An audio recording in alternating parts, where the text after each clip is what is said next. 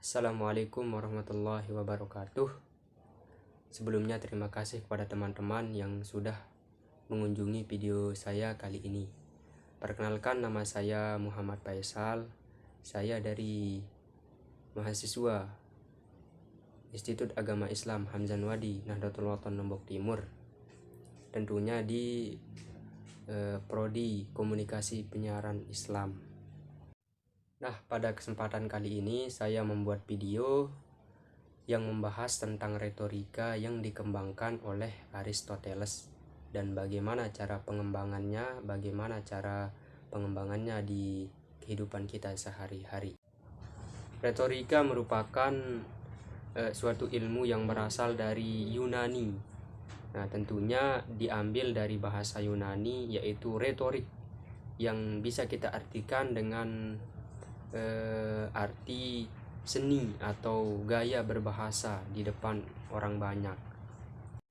Tentunya ilmu ini sering dipakai oleh public speaking, orang yang berbicara.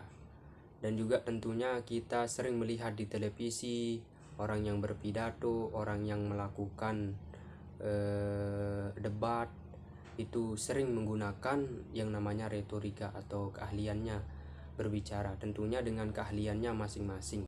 Karena hasil daripada apa yang disampaikan itu tergantung pada orang yang mendengarnya.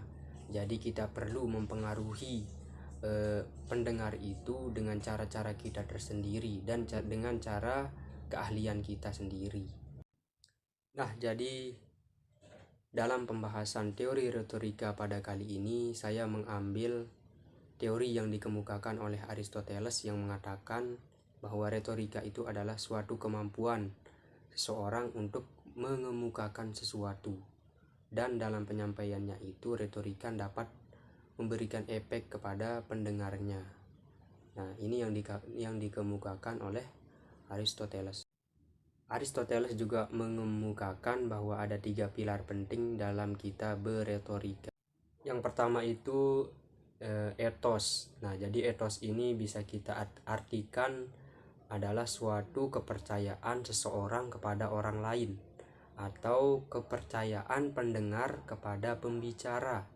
Nah, jadi contohnya misalnya tatkala kita berbicara tentang suatu keagamaan, maka yang berbicara itu pasti orang-orang yang dipercayai, tentunya seorang kiai atau seorang ustaz dan lain-lain, intinya orang yang dipercayai.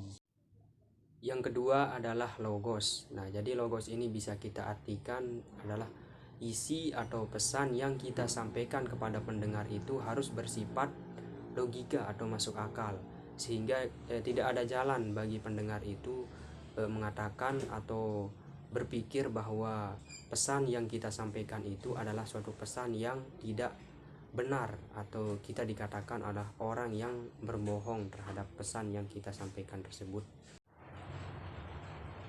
Yang terakhir yaitu patos. Nah, jadi patos ini adalah suatu yang dijadikan daya tarik dari pendengar.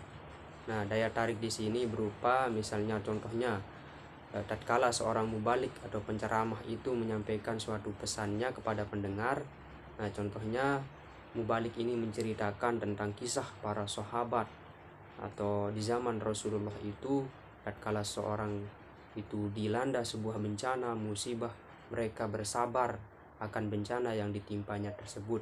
Nah, jadi tatkala para pendengar itu menerima daripada pesan itu, nah jadi pesan itu mempengaruhi emosi daripada pendengar tersebut, yang menjadikan seorang pendengar bisa lebih bersabar tatkala menerima musibah, lebih bersabar tatkala ditimpa bencana dan lain sebagainya.